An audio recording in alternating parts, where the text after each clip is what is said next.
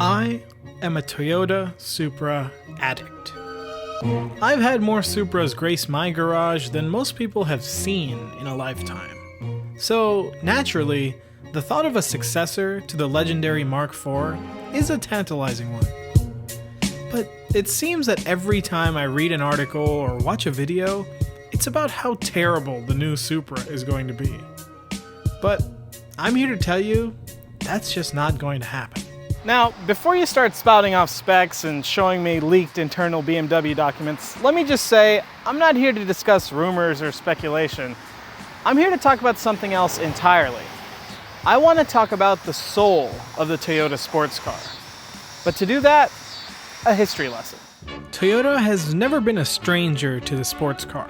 Starting all the way back in 1962, Toyota showed the world that Japan wasn't interested in just building boring, cookie-cutter, practical sedans. And with the Sports 800, aka Yodahachi, the Toyota sports car legacy was truly born. Not too long after that came the 2000 GT, a gorgeous front-engine, rear-drive GT coupe. And it was regarded by Road and Track as one of the most exciting and enjoyable cars we've ever driven. Toyota didn't stop there though. In 1970, the Celica was released and Toyota proved that they could make a distinctly Japanese GT car for the Western market. From there, the late 70s TE Corollas surprised everyone with a fun and playful chassis wrapped up in an economy car package. And it was around that time that Toyota first released the A40 Supra, which was more of a cushy Celica at the time. Little did Toyota know what the Supra Mark would become. Then of course came the AE86 Corolla of initial D fame, known for its impeccable balance and rev-happy 4A GE engine. Then the AE111 Corolla gave us the screaming 20-valve blacktop.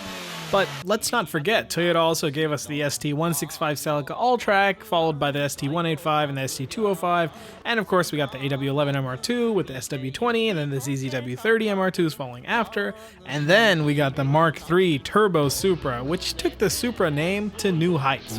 Just look how happy this random white kid is. This Supra had real performance and fancy pants features like active suspension. And then all of this rounds off with the Mark IV Toyota Supra, a car that has become arguably Japan's most noteworthy sports car. And it's a car that's heralded to be Toyota's crowning achievement.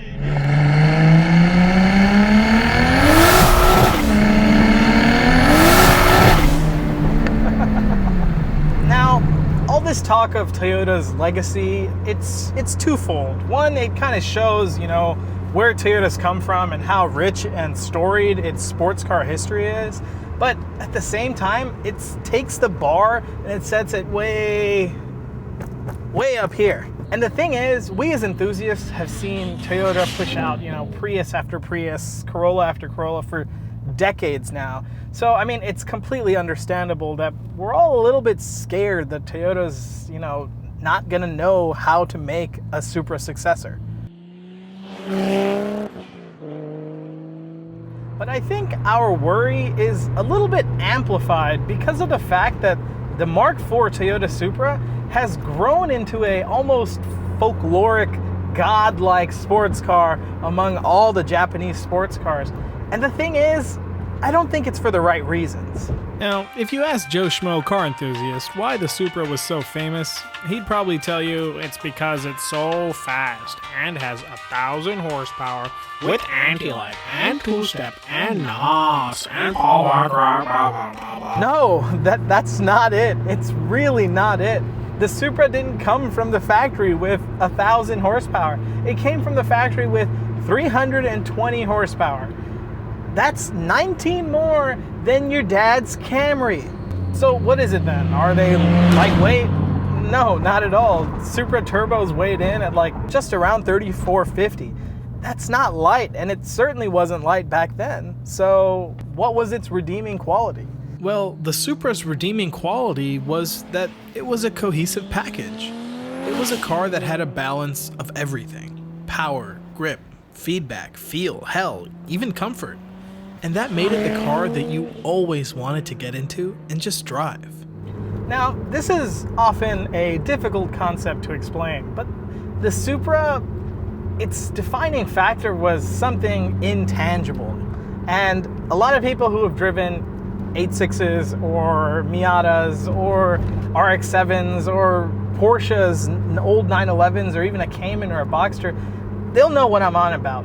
But the thing is, that intangible feeling, that feeling of being able to take advantage of what the car gives you and utilize it while you're driving, that's something that not many cars have. It's a union, a union of beautifully communicative steering, although the Supra is a little over-assisted, I will concede, but it has great feedback and like a great transmission and just like a very solid front and rear axle that never surprises you. It never does something that it's not supposed to do. You always know where your rear tires are and where your front tires are, and that has a lot to do with suspension geometry and just front to back suspension tuning, your tire setup.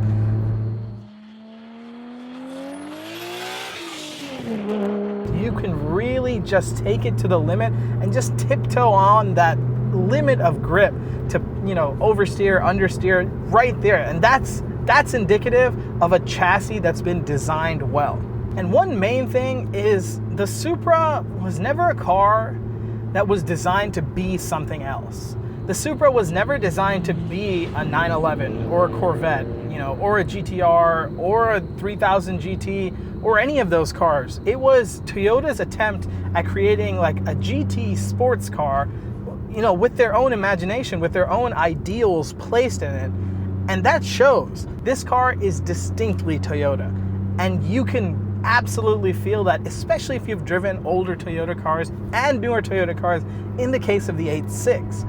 Those cars and this car all share a very similar DNA in how they drive and the feedback they give back to the driver. But let's not dwell on the past. Rather, let's see where Toyota has brought us. And for that, I'm going to pull something a little bit out of left field. This is a Toyota 86. Or a Scion FR, a Subaru BR, wait, hold up. This is a Toyota video. Why do we have a Subaru? Okay, so disregard the fact that it says Subaru on the front of this car, and also disregard the fact that when I put my foot down, it makes Subaru noises. Because in reality, that actually matters very little.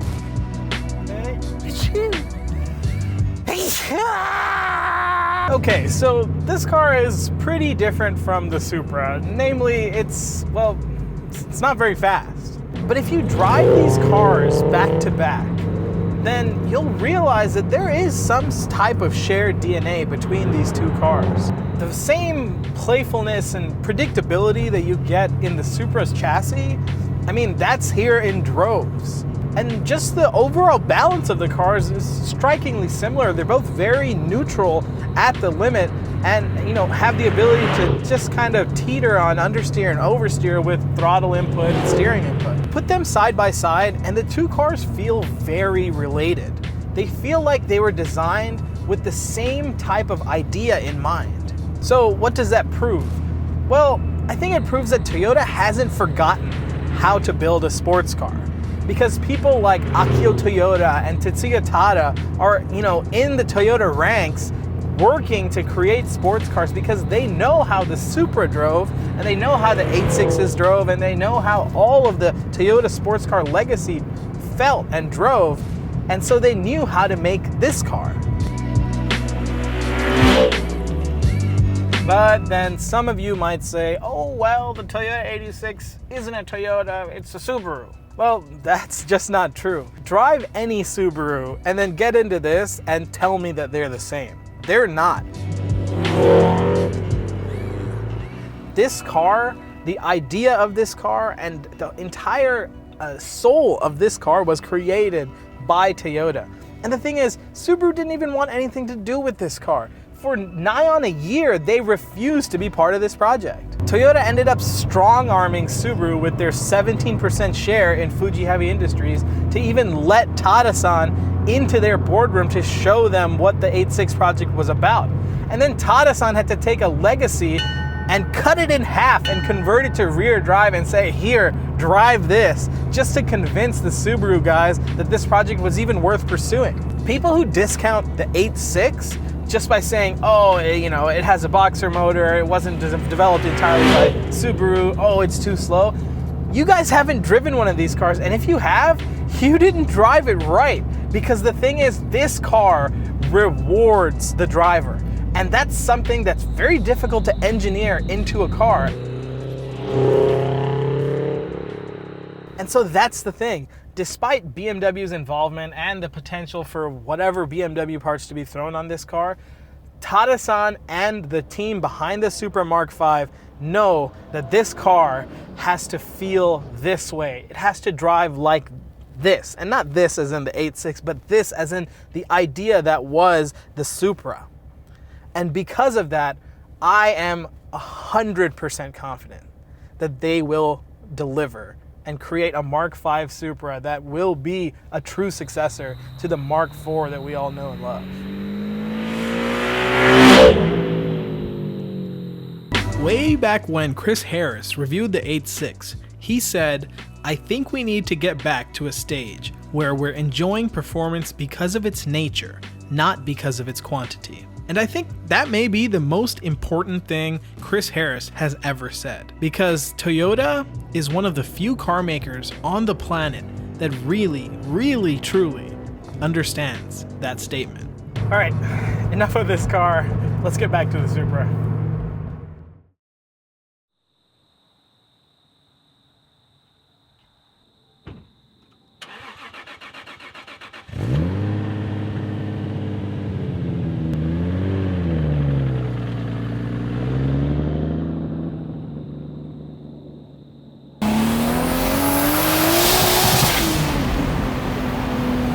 In case you didn't notice, this car is really freaking fast.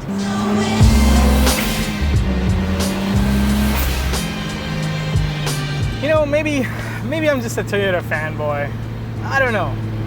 I've always felt, and I still do feel, there's always been something special about Toyota sports cars.